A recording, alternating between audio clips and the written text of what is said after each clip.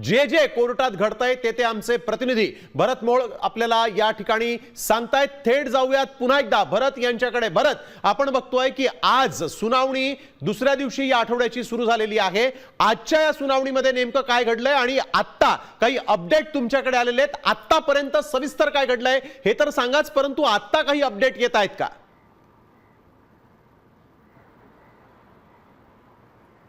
स्नेहिल, सगळ्यात महत्त्वाचं म्हणजे कपिल सिब्बल यांच्याकडून जे मुद्दे मांडले जात आहेत त्यामध्ये 2018ची जी पक्षाची घटना आहे ही निवडणूक आयोगाकडून जी अलोकशाहीवादी असल्याचं म्हटलं जातंय, लोकशाहीला धरून नसल्याचं म्हटलं जातंय, त्यावरतीच या ठिकाणी प्रश्न उपस्थित केला जातोय। सरन्यायाधीशांनी एक महत्त्वाची टिप्पणी केलेली आहे की जोपर्यंत घटना बदलली जात नाही तोपर्यंत ती तुम्हाला कळवण्याचा कुठलाही अधिकार, त्या संदर्भात अधिकार नाही किंवा ती कळवण्याची आवश्यकता नाही, अशा पद्धतीचा अत्यंत महत्त्वाचा असा युक्तिवाद, महत्त्वाची टिप्पणी सरन्यायाधीश सूर्यकांत यांनी केल्याचं पाहायला मिळतंय। कपिल सिब्बल आपल्या ठाकरेंच्या शिवसेनेची जी आपले अशील आहेत त्यांची बाजू मांडताना पाहायला मिळत होते। मात्र या ठिकाणी महत्त्वाचा मुद्दा आहे ते म्हणजे सरन्यायाधीशांनी एक महत्त्वाची टिप्पणी या ठिकाणी केली आहे, जोपर्यंत घटनेमध्ये बदल केले जात नाहीत तोपर्यंत ते तुम्हाला कळवण्याची आवश्यकता नाही, अशा पद्धतीचा अत्यंत महत्त्वाचा असा महत्त्वाची टिप्पणी सरन्यायाधीश सूर्यकांत यांनी केली। खरं तर याआधी जो युक्तिवाद झालाय तो 2018ची जी घटना आहे या घटनेच्या भोवती असल्याचं आपल्याला पाहायला मिळतंय।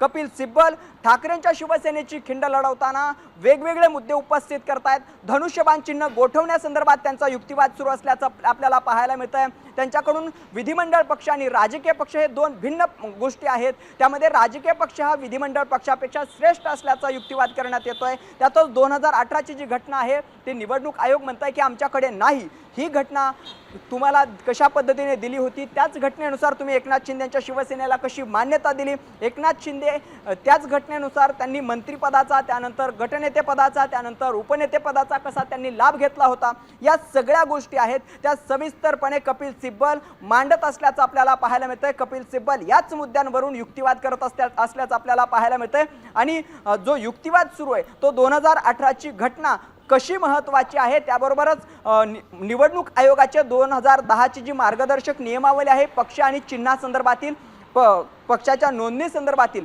त्यावरही कपिल सिब्बल यांनी मुद्दे उपस्थित केल्याचं आपल्याला पाहायला मिळतंय।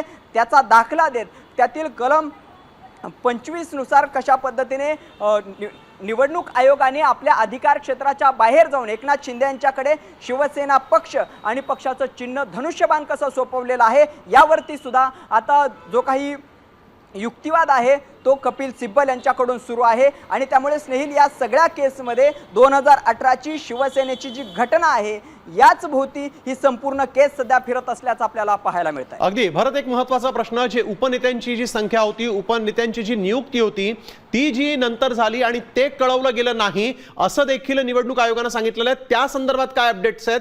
कारण आता जे उपनेते जे आहेत ही माहिती दडवली गेली आणि एकीकडे ठाकरे सेना म्हणते की आम्ही ही माहिती जी आहे ती पूर्णपणे पोहोचवलेली होती, आम्ही ती माहिती निवडणूक आयोगाला दिली होती। खरं तर कपिल सिब्बल यांनी आत्ताच जो मुद्दा मांडलेला आहे तो अत्यंत महत्त्वाचा आहे। 12 उपनेते नामनिर्देशित केले गेले होते आणि 21 जे उपनेते आहेत त्यांची निवडणूक घेतली होती, असा अत्यंत महत्त्वाचा युक्तिवाद हा कपिल सिब्बल यांच्याकडून करण्यात येतोय। कृपया 4 एप्रिलची तारीख आणि आयोगाचा शिक्का नोंदवून घ्या, त्या संदर्भातील जी कागदपत्र आहेत ती कपिल सिब्बल यांनी कोर्टापुढे सादर केल्याचं आपल्याला पाहायला मिळतंय। हे 2008 मधील आहे, 18 मधील आहे, माफ करा 2018 मधील आहे, 4 एप्रिल 2018, आणि त्याचाच दाखला हा कपिल सिब्बल यांच्याकडून देण्यात येत असल्याचं आपल्याला पाहायला मिळतंय।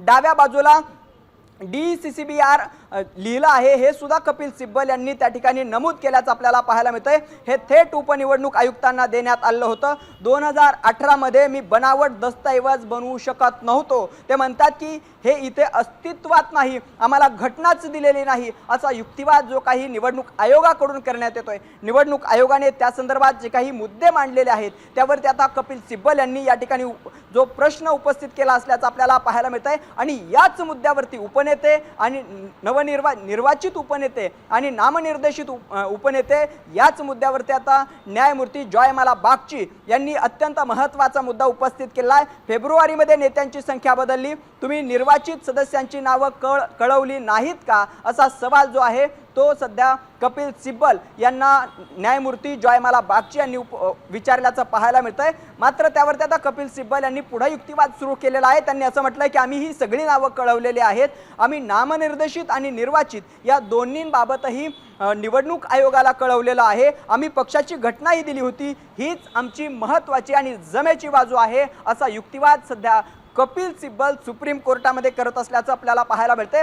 आणि यावरतीच पुन्हा एकदा न्यायमूर्ती जयमाला बागची यांनी आणखी एक महत्त्वाचा मुद्दा उपस्थित केला आहे। ते म्हणतात की हा दस्तऐवज नंतर तयार करण्यात आला होता असा जो सवाल आहे हा न्यायमूर्ती जयमाला बागची यांनी उपस्थित केलेला आहे। त्यावरती कपिल सिब्बल यांनी म्हटलंय यावर निवडणूक आयोगाचा शिक्का आहे, जर दस्तऐवज नंतर तयार केला गेला असेल तर त्यांनी कारवाई का केली नाही असा अत्यंत महत्त्वाचा सवाल जो आहे तो कपिल सिब्बल यांनी उपस्थित केला आहे। आणि या सगळ्याच्या माध्यमातून कपिल सिब्बल सातत्यानं निवडणूक आयोगाने जो काही निर्णय दिलेला आहे, निवडणूक आयोगाचे जे काही अधिकार आहेत या अधिकार क्षेत्रावरच प्रश्नचिन्ह उपस्थित करण्याचं काम हे कपिल सिब्बल यांच्याकडून सुरू आहे। तर दुसऱ्या बाजूला न्यायमूर्ती बागची यांनी दोन महत्त्वाचे प्रश्न या ठिकाणी उपस्थित केलेले आहेत। त्यातला पहिला आणि अत्यंत महत्त्वाचा प्रश्न जर कोणता असेल तर तो म्हणजे फेब्रुवारीमध्ये जी काही नामनिर्देशित आणि निर्वाचित सदस्य निवडले होते त्याची यादी तुम्ही निवडणूक आयोगाला कळवली नव्हती का असा अत्यंत महत्त्वाचा सवाल आहे